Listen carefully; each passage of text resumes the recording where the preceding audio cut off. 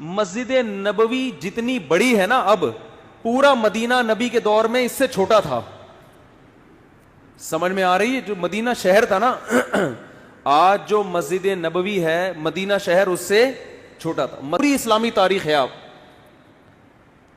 کوئی ماہر آدمی ہو نا آپ کو بتائے گا مسجد نبی کے اندر یہاں حضرت ابو بکر کا گھر تھا, یہاں حضرت عمر کا گھر تھا, یہاں حضرت ابو ہریرہ آیا کرتے تھے, یہاں یہ ہوتا تھا, یہاں پوری مسجد نبی کے اندر پوری مدینہ کی تاریخ ہے. اتنی چھوٹی سی جگہ, بہت کمزور معمولی سی ریاست جو اپنے پاؤں پہ ابھی کھڑی بھی نہیں ہو پا رہی, سنبھل بھی نہیں پا رہے, اور خطوط لکھے جا رہے ہیں ہرقل کو. ہے بھائی, خطوط کس کو لکھے جا رہے ہیں؟ بڑے بڑے ملکوں, اس وقت ایسے جیسے رشیا, امریکہ اور برٹش, ان حکومتوں کو خطوط لکھے جا رہے ہیں. اس میں کیا کہا جا رہا ہے؟ انی رسول اللہ علیکم جمیعا, مجھے گاڈ نے میسنجر بنا کے بھیجا ہے. کس کی طرف؟ آپ کہتے ہیں جب اللہ کو اللہ کہا جائے گا تو گاڈ کیوں کہہ رہے ہو پھر بار بار؟ گاڈ اس لیے کیونکہ یہ لفظ گوروں کے لیے بھی ایکسیپٹیبل ہے نا. بھائی گاڈ کو تو وہ بھی مانتے ہیں نا, اللہ کو نہیں مانتے, گاڈ کو تو مانتے ہیں نا, تو اس لیے میں گاڈ کا لفظ استعمال کر رہا ہوں. سمجھ رہے ہو کہ نہیں سمجھ رہے؟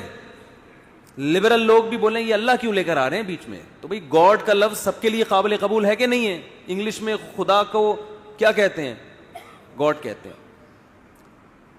کیونکہ انگریز بھی او مائی اللہ نہیں کہتے, او مائی گاڈ کہتے ہیں.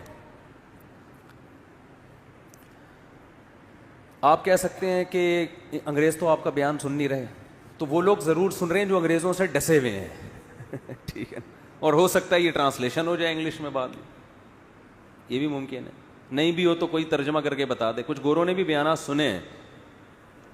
تو اب میں آپ سے ایک بات عرض کر رہا ہوں کہ دنیا میں اس سے بڑے سفیر کی کوئی مثال مل نہیں سکتی, جو دعویٰ بھی کر رہے ہیں کہ میں تمام لوگوں کی, اللہ کی طرف سے تمام انسانوں کا رسول, اور اس دعوے پر عمل بھی کر کے دکھا رہے ہیں. بڑے بڑے بادشاہوں کو خطوط لکھ رہے ہیں. بعض بادشاہوں نے جب آپ کا خط دیکھا تو اسے پھاڑ دیا. آپ نے فرمایا اللہ اس کے اسی طرح ٹکڑے کرے گا جس طرح اس نے میرے خط کو پھاڑا ہے. آپ کہہ سکتے ہیں بھائی کسی کے خط کو پھاڑنے پر اتنی بڑی بد دعا کیسے دی جا سکتی ہے؟ بات یہ ہے کہ دعویٰ جتنا بڑا ہو اس دعوے کا انکار بھی اتنا ہی بڑا جرم ہوتا ہے. اس کے ذمہ لازم تھا, کیونکہ نئے پیغمبر کا لوگ انتظار کر رہے تھے. لوگوں کو یقین تھا کہ حضرت عیسیٰ ابن مریم آخری نبی نہیں ہے. عیسائی بھی انتظار کر رہے تھے, یہودی بھی انتظار کر رہے تھے. ایسے موقع پہ اگر کوئی دعویٰ کرے تو دعویٰ سنتے ہی اس کو پھاڑ ڈالنا یہ اللہ سے دشمنی لینے کے مترادف ہے. اس لیے رسول اللہ صلی اللہ علیہ وسلم نے فرمایا لا يسمع بی احد من هذه الامة یہودیا کان او نصرانیا ثم لم یؤمن بالذی ارسلت به الا دخل النار. فرمایا میری پوزیشن یہ نہیں ہے کہ کوئی میری دعوت سنے, اس کا دل چاہے تو مان لے, دل چاہے تو نہ مانے. نا نا نا نا نا نا, میری حیثیت یہ ہے کہ اس امت میں کوئی یہودی عیسائی میرے بارے میں سنے اور پھر تحقیق کر کے مجھ پر ایمان نہ لے کر آیا تو اس کا ٹھکانہ جہنم کی آ گئے. اس نے اس کو ویلیو کیوں نہیں دی؟ بالکل اس کی مثال ایسے جیسے کلاس روک کر ایک شخص کہہ رہا ہے مجھے پرنسپل نے بھیجا ہے, اور ٹیچر اس کی بات کو لفٹ کرانے کے لیے تیار نہیں ہے, تو آپ کیا سمجھتے ہیں پرنسپل چھوڑ دے گا اس کو؟ اور وہ کہہ بھی رہا ہے کہ میں سب پوری کلاس کے لیے پیغام لے کر آیا ہوں, اور پیغام بھی بہت اہم ہے. آج لبرل لوگ اعتراض کرتے ہیں نا, یہ کیا بات ہے محمد صلی اللہ علیہ وسلم پر کوئی ایمان نہ لے کر آئے تو جہنم میں جائے گا. اتنی اتنی سی باتوں پہ جہنم ہے بھائی, اتنی اتنی سی باتوں پہ. یعنی وہ کہتے ہیں نا یہ لوگ ذرا ذرا سی بات پہ کہاں پھینک رہے ہوتے ہیں جہنم میں ڈال. بھائی اتنی سی بات ہے نہیں, کیونکہ دعویٰ یہ کہ مجھے خدا نے بھیجا ہے. اب آپ کے ذمے ہے کہ آپ تحقیق کرو کہ یہ اپنے دعوے میں جھوٹے ہیں یا سچے. آپ اس کان سے سن کے اس کان سے نکالنے کا آپشن آپ کے پاس ختم ہو گیا. ابھی آپشن نہیں ہے آپ کے پاس کہ ادھر سے سنیں اور ادھر سے نکال دیں گے یار یہ مسلمانوں کے مذہبی معاملات ہیں, چھوڑو. آپ کہہ سکتے ہیں کہ کیا دلیل ہے آپ کے پاس؟ کہ محمد ابن عبداللہ صلی اللہ علیہ وسلم اس دعوے میں سچے تھے. کیا دلیل ہے آپ کے پاس؟ ہم کہتے ہیں 1400 سال پہلے جو آپ کی نبوت کے برحق ہونے کے دلائل تھے وہ تو تھے، وہ لوگوں نے اپنی آنکھوں سے دیکھے. 1400 سال کے بعد جو آپ کے برحق ہونے کے دلائل ہیں وہ پہلے سے بھی زیادہ ہیں، وہ اس سے بھی زیادہ ہیں. اگر خدا محمد صلی اللہ علیہ وسلم کو میسنجر بنا کے بھیجتا اور یہ نہ کہتا کہ یہ آخری پیغمبر ہیں، تو خدا کے ذمے محمد صلی اللہ علیہ وسلم کی تعلیمات کی حفاظت بولو نہیں تھی. کیا خیال ہے؟ اللہ کہہ دیتا کہ ان کی تعلیمات جب مسخ ہوں گی تو میں دوسرا پیغمبر بھیج دوں گا.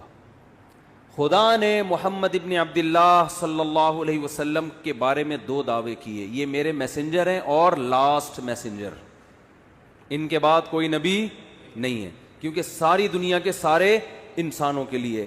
اس دعوے میں اللہ نے ایک اور دعویٰ کر دیا کہ ان کی تعلیمات کو میں قیامت تک کے لیے محفوظ کر دوں گا. ان کی تعلیمات قیامت تک کے لیے، بولو نا کیا ہو گیا بھائی؟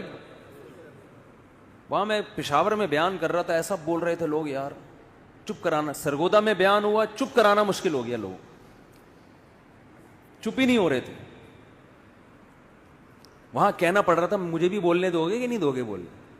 پنجاب لسی پائے، کراچی میں چائے، چائے کے اثرات ہیں. سوچتا بہت ہے آدمی، چائے پی کے بولتا نہیں ہے، سوچتا رہے. جہاں بولنے کا موقع ہوتا ہے وہاں بھی کیا کر رہا ہوتا ہے؟ سوچ رہا ہوتا ہے. ابھی اتنی اچھی صحت رہی ہے نا، میرا 2 ہفتے کا دورہ ہوا کے پی کے پنجاب، ایسے ایک چھینک بھی نہیں آئی. پھر کراچی اتر کے چھینکیں شروع. تو اللہ کے ذمے تھا کہ محمد صلی اللہ علیہ وسلم کی تعلیمات کی حفاظت کرتے. یہ حفاظت خود اس کی دلیل ہے کہ محمد صلی اللہ علیہ وسلم لاسٹ میسنجر آف گاڈ ہیں. ورنہ کسی یتیم جو نہ لکھنا جانتا ہو نہ پڑھنا جانتا ہو، اس کی تعلیمات کی اللہ کی قسم اسباب کی دنیا میں ایسی حفاظت کا انتظام اس زمانے میں تو ممکن ہی نہیں تھا، ناممکن. اور اس زمانے میں بھی اتنا پروٹوکول ملنا کسی کو ممکن نہیں ہے. ہمارے نبی صلی اللہ علیہ وسلم کی جو سیرت ہے اس کے 2 پہلو ہیں، خوب غور سے سنیں. 2 پہلو ہیں آپ کی سیرت کے. ایک پہلو وہ ہے جس میں آپ خدا کی طرف سے کوئی میسج دے رہے ہیں کہ یہ الاؤڈ ہے اور یہ ناٹ الاؤڈ. خدا ان کاموں سے خوش ہوتا ہے اور ان کاموں سے ناراض ہوتا ہے. کہنے میں کیا جا رہا ہے؟ خدا ان کاموں سے خوش ہوتا ہے اور ان کاموں سے ناراض. جب کوئی کہے بولو تو خدا نہ بولنے سے ناراض ہوتا ہے، یہ بھی ایک ہے نا. ان کاموں سے اللہ خوش ہوگا اور ان کاموں سے اللہ ناراض ہوگا. اللہ تعالی نے محمد صلی اللہ علیہ وسلم کو اپنا سفیر بنایا اور یہ بھی دعویٰ کیا کہ یہ آخری نبی ہیں، اور یہ بھی دعویٰ کیا، اسی میں یہ خود بخود دعویٰ ہو گیا کہ ان کی تعلیمات قیامت تک کے لیے محفوظ کر دوں گا. جبکہ اس زمانے میں محفوظ کرنے کا کوئی انتظام، ایسا پراپر انتظام نہیں تھا جو بعد میں لوگوں میں ایجاد ہوا ہے. تو لکھنے والے چند گنے چنے لوگ تھے، لکھتے بھی چمڑوں پہ اور کاغذوں پہ، جس کے گمنے کا بہت امکان، تحریف کا بہت امکان. مگر ایسا انتظام کیا کہ میں آپ سے عرض کر رہا تھا محمد صلی اللہ علیہ وسلم کی تعلیمات 2 قسم کی ہیں. جلدی سے بات کو سمیٹ رہا ہوں میں. ایک وہ تعلیمات جو اصل ہیں، جس کے لیے آپ صلی اللہ علیہ وسلم کو بھیجا گیا، حکم دیا گیا کہ آپ بتا دیں کہ ان باتوں سے خدا خوش ہوتا ہے اور ان باتوں سے خدا ناراض ہوتا ہے. یہ اصل ہے جس کے لیے آپ کو بھیجا گیا. اور سیرت کا ایک پہلو وہ ہے جس کا جو اصل نہیں ہے، اس کا تعلق آپ کی ذاتیات سے ہے. کوئی سفیر جب آپ کے پاس آتا ہے پیغام لے کر، تو آپ کو دلچسپی ہوتی ہے کہ اس کا گیٹ اپ کیسا تھا. کوئی بھی جو بھی مشہور شخصیات ہوتی ہیں نا, لوگ ان کو دیکھنا چاہتے ہیں, ان کے بارے میں پوچھتے ہیں. میں جب تک ویڈیو پہ نہیں آتا تھا لوگ پوچھتے تھے کیسے ہیں بھائی مفتی صاحب, موٹے ہیں, پتلے ہیں, لمبے ہیں, ٹھگنے ہیں, کیا ہیں, لوگ پوچھتے تھے میرے بارے میں.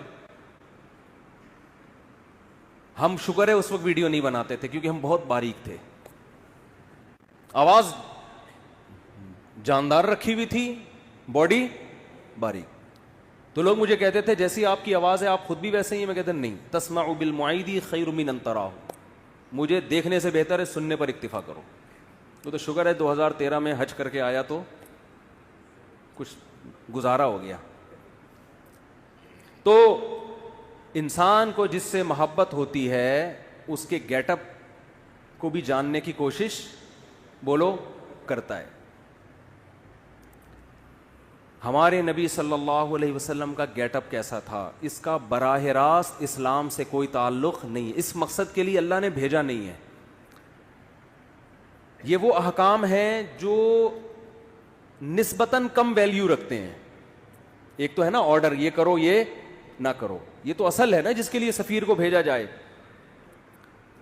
اللہ نے آپ صلی اللہ علیہ وسلم کی سیرت کا وہ پہلو جس کی ویلیو نسبتاً کم ہے اس کی ایسی حفاظت کی ہے یہ بتانے کے لیے کہ جو اصل تھا اس کی کیسی حفاظت کی ہوگی. آج محمد ابن عبداللہ صلی اللہ علیہ وسلم کے بارے میں کوئی ایک حرف اگر کہتا ہے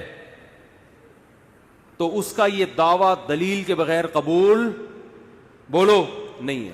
میں ایک مثال پیش کرتا ہوں.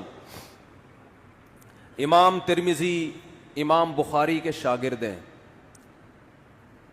اللہ کے سفیر محمد ابن عبداللہ صلی اللہ علیہ وسلم کے بارے میں امام ترمذی نے دعویٰ کیا کہ محمد صلی اللہ علیہ وسلم کا گیٹ اپ ایسا تھا. پورا گیٹ اپ نہیں بیان کیا جا رہا, صرف اتنا کہ آپ کے سامنے کے جو دو دانت تھے ان کے درمیان میں خلا تھا, تھوڑا سا ڈسٹینس تھا, تھوڑا سا بول لو فاصلہ تھا.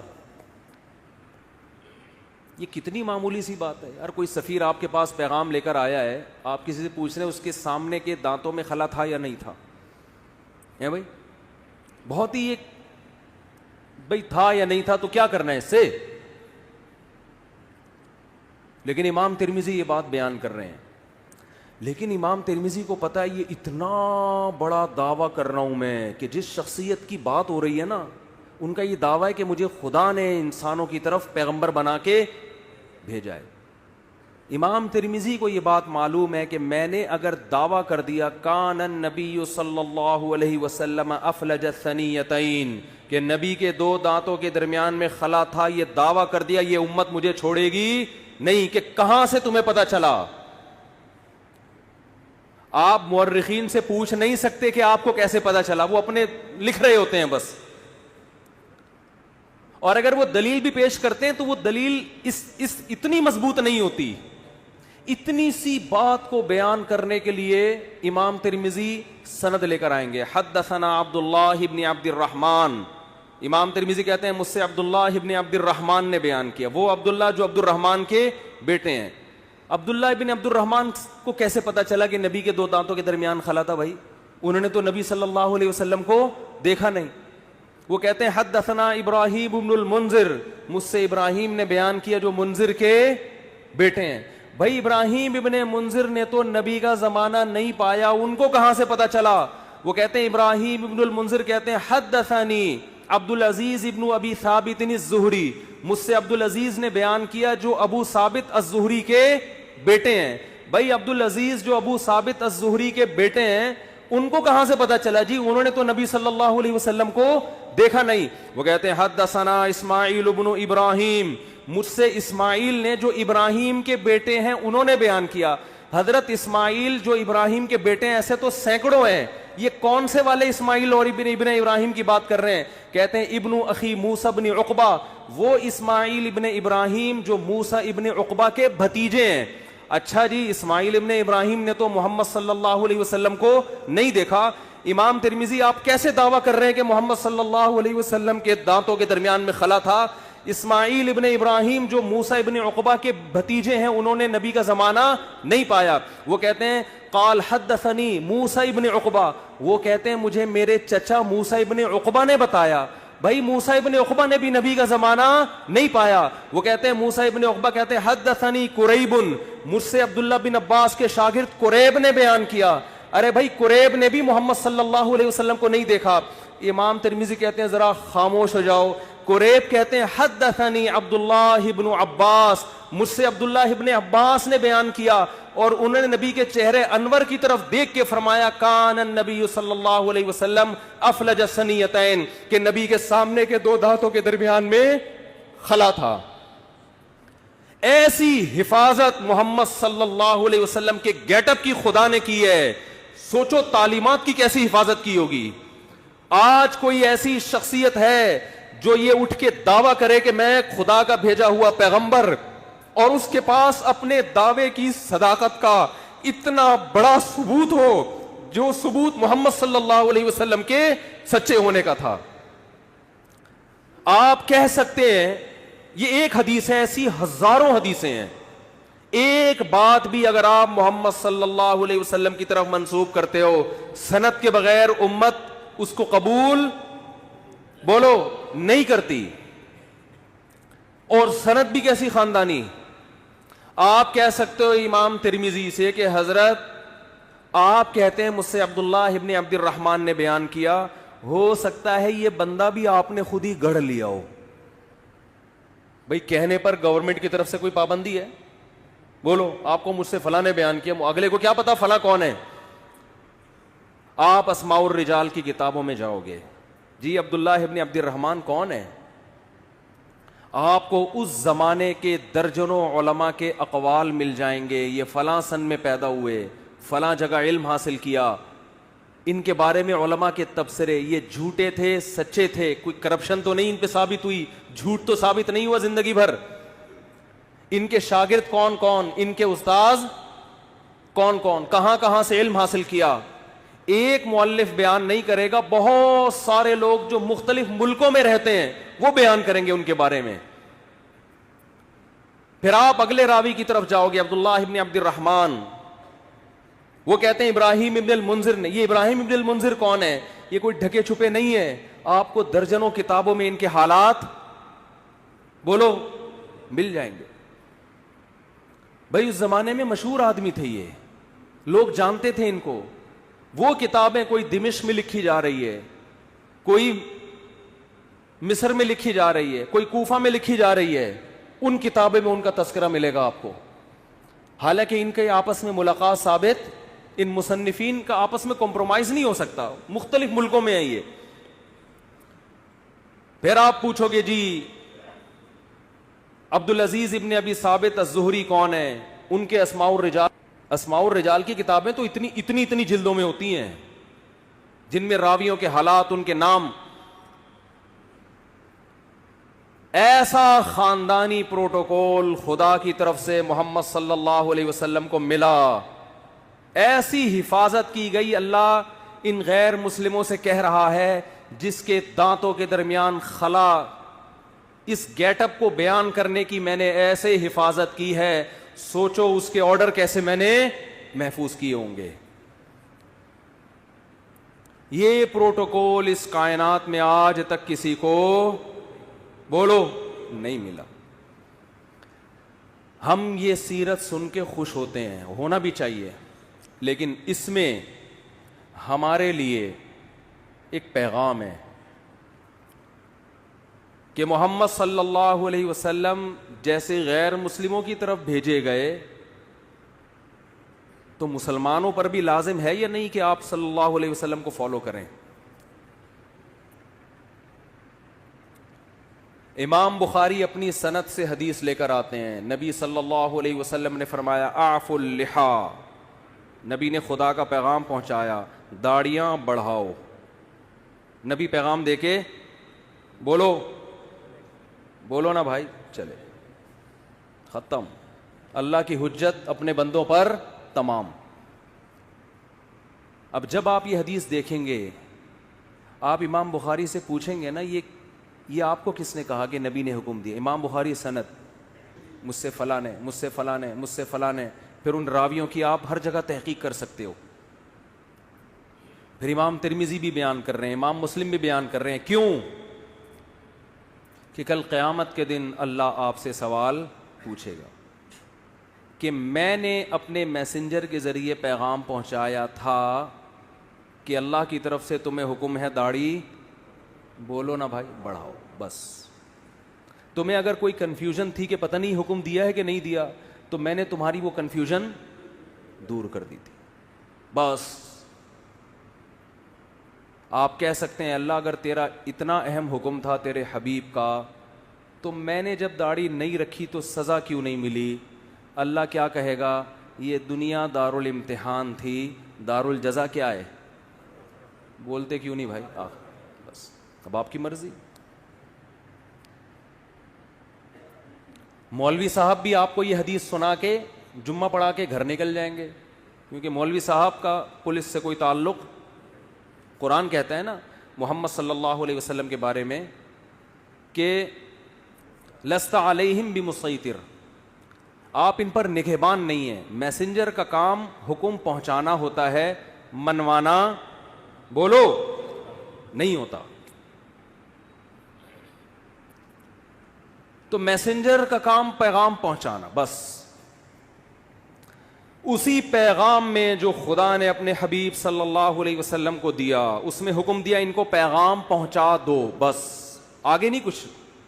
لا تقربوا الزنا. اچھا کچھ پیغام ایسے ہیں جو خدا کی ذات سے نکلے ہیں، براہ راست قرآن کی شکل میں محفوظ ہوئے، کہ اس میں اے نبی ہم جب کسی کو پیغام دے کے بھیجتے ہیں، بعض دفعہ پیغام اتنا اہم ہوتا ہے کہ وہ لکھ کے دے دیتے ہیں، بھائی یہ پڑھ کے سنا دو، اور بعض دفعہ کہتے ہیں یہ بھی بتا دینا، یہ بھی بتا دینا. تو اس میں میسنجر کے الفاظ اپنے ہوتے ہیں، پیغام بھیجنے والے کا ہوتا ہے.